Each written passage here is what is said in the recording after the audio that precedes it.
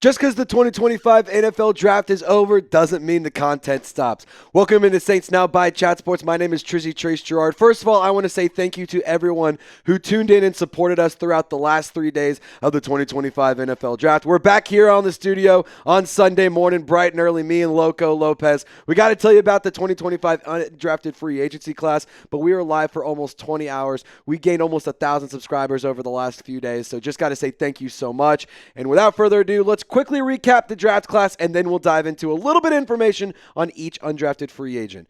So the Saints started off day one with Kelvin Banks, the offensive lineman out of Texas. I really like that selection. I think he's a versatile player, and I think that he is a really, really good football player that is going to be a good leader. And it feels like with a lot of these picks, Kellen Moore is doing a good job of establishing a culture, and he's trying to create an identity. And I think that he's doing just that. I love the Danny Stutzman pick. I wasn't crazy about the Tyler Shough pick, but the more time I give it, the more I'm convincing myself and telling myself I just want to see Kellen Moore work with his guys. So I'm okay with it. I thought Devin Neal was unbelievable value. You got Maliki Matavao out of UCLA, the tight end in round 7, and then you ended it off with Fadil Diggs, who was a really, really good football player. He played at Syracuse. He transferred from Texas A&M. He led the Orange with 14 tackles for loss and 7.5 sacks. Really good value there in the seventh round. But without further ado, I want to tell you about the undrafted free agency class, and we're going to start off with probably the best name. It feels like the Saints, for what it's worth, continuously hit on undrafted free agency names. I mean, you got Rashid Shaheed, Smoke Monday. Now you got Moochie Dixon. He's from Carthage, Texas. And fun fact, I actually got to see this kid play in a state championship game back in 2019, the 4A Division I state title game. He helped Carthage to a 16-0 overall record. Carthage football is in Texas, really, really highly respected. They've won, I believe, 9 state championships. 4 or 5 of those have been in the last few years. It's been really, really impressive. But he's a speedster. He ran a 4.38 40-yard dash, 18.4 yards per catch. He comes from a really, really high pedigreed football program. He transferred from Texas after spending 3 years there, went to SMU, and you can see the production. Not super, super crazy, but he is a really fast wide receiver. He's got a really great name, and I got to say, I think this is a good good addition. The New Orleans Saints did not address wide receiver in the 2025 NFL draft class, so with this, I think that is a good move, but I still think that 6 foot 189 isn't really the size profile I'm looking for.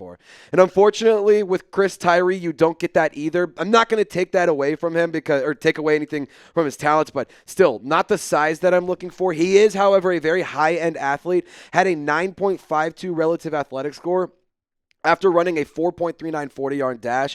He spent 4 years at Notre Dame with the Fighting Irish, transferred over to Virginia, where he racked up 24 catches, 136 yards. He's a consistent impact player. He's not ever going to be somebody who's going to break open the bank and he's going to get you a ton of yards and be some massive, massive producer, but he's going to be consistent and he's going to be reliable. And he is a player that does have some experience as a kick returner and a punt returner too, so the special teams ability is only something that'll help him out, and it's only something that'll help him carve out a role and potentially find a spot on the New Orleans Saints roster. So for Chris Tyree, we'll have to see what happens if he makes it. But again, high-end athlete. He has some good experience from Notre Dame to Virginia. Really, really high athletic score. Pretty damn fast too as well. Now, Marcus Yarns, this is a addition that I think you should get really, really excited about. I'm not kidding you. After this video, turn on the tape for this kid. He's really talented. He runs really, really hard. He's good in open space. He has some nice field vision. He displays nice patience as well, and he has contact balance. And in a lot of plays shows that he can have some good yards after contact. And he did run a variety of routes for the Blue Hens, and he was able to go deep. He was able to run across the middle. He was able to run some screens. And, kind of, I'm not going to say Alvin Kamara-esque, but, if you got a little bit of work and he got a little opportunity and he was able to grow and learn, I think that would be really good. 4.45 40-yard dash. Listen to this, guys. 1,783 rushing yards and 21 touchdowns over the last 2 seasons. Can you tell that this draft week has just crushed us? 1,783 rush yards and 21 touchdowns over the last 2 seasons. He also racked up 64 catches for 812 yards and 11 touchdowns there. He's a very, very productive player. He's been able to do a lot of good things for Delaware, and I want to see him carve out a role here on the New Orleans Saints because, quite frankly, I think the running back room is a little bit thinner than we think. I know there's a lot of bodies, but not a lot of high-end talent behind Alvin Kamara. So we're going to see what happens. Marcus Yarns, I think he does have an opportunity to possibly make the roster. I want to just say, first of all, we said thank you for the support and thank you for the love, but also thank y'all for helping us absolutely crush Falcons today in our 2025 sub battle. This weekend, we put on the work, and they did not. We were absolutely crushing it. Falcons today, their subs did not want to hang out. Our group, our Golden Gang, they showed up and they showed out. And if you want to join our family, you want to join our squad, and you want to prove to the bosses here that the Saints fans are better than the Falcons fans, hit that sub button. Plus, you get Saints content by fans, for fans, pretty much every single day. All righty, let's go through the next one. Easton Kilty. Now, he's a fifth-year senior. He spent his first 4 seasons at North Dakota, and he does have a lot of versatility. Listen, he played left tackle, right guard, and a little bit of right tackle as well. He returned to the left tackle spot after transferring to Kansas State. He does project to move inside whenever he gets to the National Football League because he does have shorter arms, about 32 inches. But the 82.4 PFF grade, 1 sack allowed. I mean, look, the Saints have a need in the interior offensive line, and they're going to get a player in Easton Kilty who has a lot of versatility, and he's a player who can play on the interior. So I think that this is a good addition, and I'm excited to see him potentially find a spot on the roster. The offensive line, honestly, you just got to keep throwing darts until you keep getting people in there. And, you know, hopefully now we're done, and we can next year's few drafts go and have some fun with round 1 and go get some flashy players and some big names. All right, let's talk about Torricelli Simpkins the third, the guard out of Georgia. He started his first 3 years in college at North Carolina Central, and then he moved up to South Carolina in 2024, held the starting job at the right guard spot. He's experienced. He's very durable. And he had a pretty good showing at the combine. He does draw a lot of penalties, and he needs to clean things up, if you ask me, but that's why he's an undrafted free agent. Like, you're not going to get the best out of the best, or the best of the best in your UDFA classes, but, like, I'm not going to take anything away from him. Like, congratulations to him. Again, the offensive line is not a great spot, and it's a unit that often gets injured. So there is a spot for a couple of these guys to make the roster and potentially have a role for the New Orleans Saints. Now, really quick, I want to tell you guys about today's presenting sponsor, and we would not be able to tell you about the Saints undrafted free agency class if it weren't for our awesome friends over at Chubby's. And I know you guys think that this shirt I'm rocking is sweet, but I can tell you right now, you're going to love the Chubby's original collection. You'll get 20% off if you use code CHAT on the Chubby's original collection. Fellas, April is here. You know what that means. Skies out, thighs out. It's time to let those puppies breathe. Whether you're playing around at golf with the squad, you're hitting up a patio to go do some day drinking, or maybe you got a nice little date night with a special lady friend, Chubby's has your ass covered for all of the good vibes that the warm weather brings. And at the end of the day, your wardrobe deserves a springtime upgrade. So to sweeten the deal, for a limited time, Chubby's is giving our listeners 20% off with our exclusive code. That's CHAT. It's code CHAT at chubbyshorts.com. Not only the original stretch shorts, absolutely amazing, the performance polos are second to none, but this would not be a true ad read if we didn't mention Chubby's Classic Line Swim Collection. And I've been rocking Chubby's products ever since I was in high school. Some of my favorite shorts I've ever owned are the American flag shorts. They got the stretchy elastic waistband, got the button, you got the zipper. I mean, they're super, super nice. They fit really, really well, and I'll tell you what, fellas, Maddie, my girlfriend, let me just put it this way. She's going to become a fiance soon because she loves how good I look in these Chubbies. So I highly encourage you. Use the link right here, chubbyshorts.com/chat. The link is available in the comments and description of this video. That's chubbyshorts.com. You'll get 20% off with our exclusive code CHAT on the original collection. Support our show and tell Chubbies that we sent you, and don't blend in with the crowd and stand out with Chubbies. They got you covered no matter what. If you're getting dressed for your workday, a workout, or a weekend getaway, make sure you get started and get swagged out with Chubbies. Well, let's talk about Jasheem Davis, the edge rusher out of Wake Forest. For what it's worth, started 32 out of 50 games for the Demon Deacons not for the Demon Deacons, but for over 5 years, I should say. 51 tackles for loss, 25.5 sacks, 4 forced fumbles over the course of his career. He did lead Wake Forest in sacks and tackles for loss in each of the last 3 years for the Demon Deacons. That's pretty good stuff. And I will say, like, the Saints definitely need to get some juice in the edge rushing department. When it comes to how the Saints played last year, it definitely was not good enough for me. I want to see more from Chase Young. I want to see more from Carl Granderson, but I think that Jasheem Davis has a good opportunity to learn from some quality veterans like Chase Young, like Carl Granderson, like Cameron Jordan especially, and I think this is a good opportunity for him. Now let's go to the next one, Tyreem Powell. I do think with this player, I watched some tape with him. He brings the boom. You could call him the Rizzler, Big Justice, whatever you want to do. He is a really interesting prospect, or an interesting player. Appeared in 43 games. He's often a middle linebacker, and he was actually named a team captain last season despite suffering an off-season Achilles injury. He was a 3-year starter. He brings the boom, dude. He is a hit stick. He is really fun to watch. I just have seen a couple highlights, seen a couple clips of him. Coming out of Rutgers, I'm excited about this potential player. I think that this could be a fun one. And like I said in the draft, linebackers underrated need. That's why I love the Danny Stutzman selection. But Tyreem Powell has a prime opportunity to potentially carve out a role for himself and potentially, be a high-level practice squad guy, or maybe even make the roster if, something crazy happens with the linebacker group. Now let's talk about Omari Thomas. They call him Big O out in Knoxville. He spent 5 years with the Volunteers, appeared in 61 games during that span. Relatively productive, 6'3", 299 pounds, 18 tackles for loss and 13 passes defended.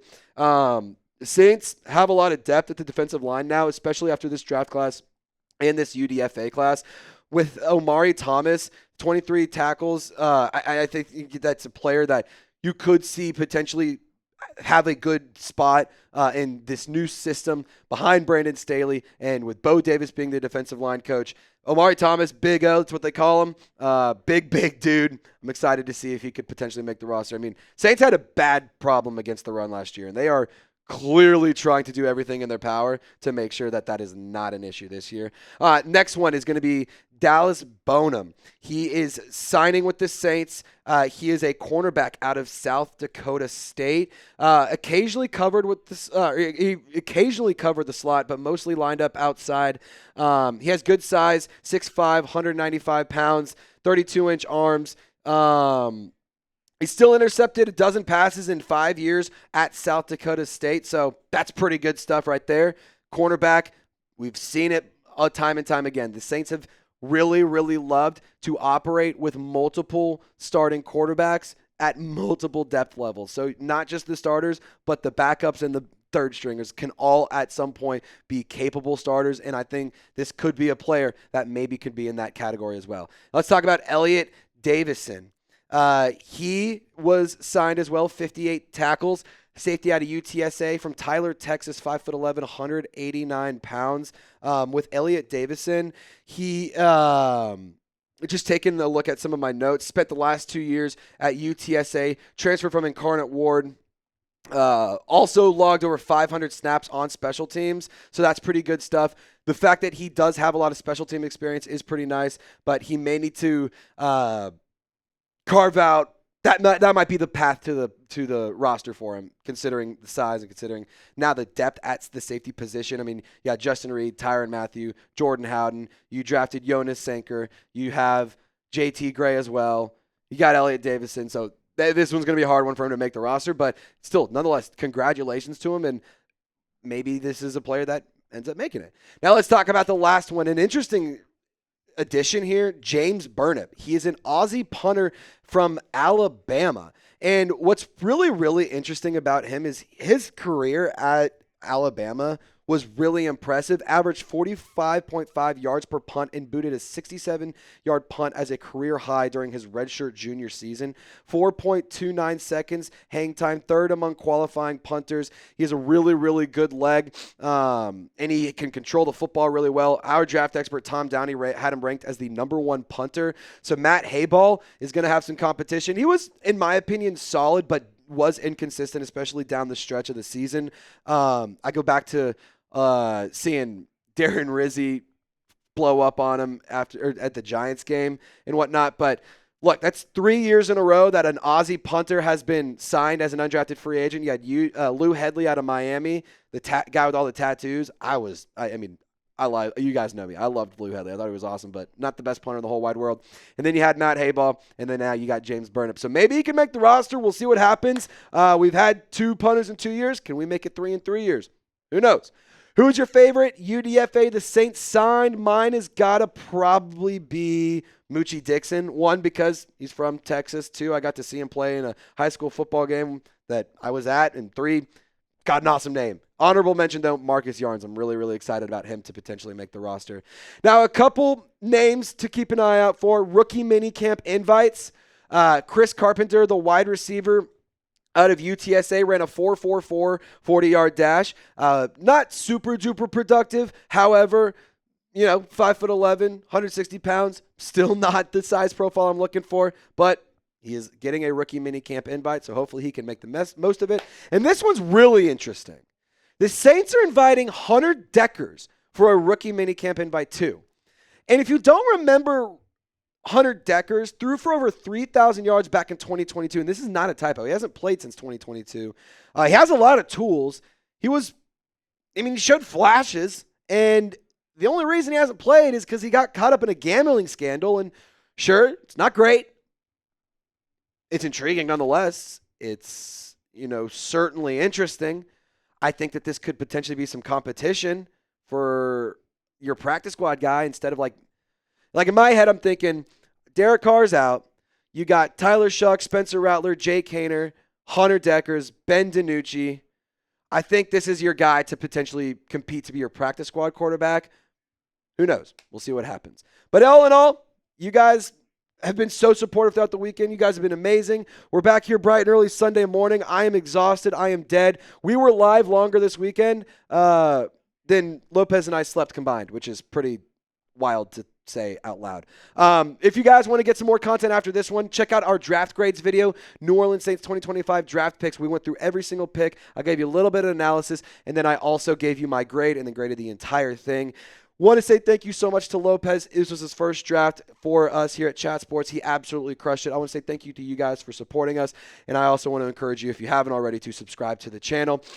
The support we got this weekend was absolutely unbelievable. My voice is dead. I'm exhausted. So I'm going to go home and get some sleep because we're going to be back here bright and early tomorrow morning for more Saints updates. We got to talk about some wide receiver targets. So y'all stay golden. We'll see you next time.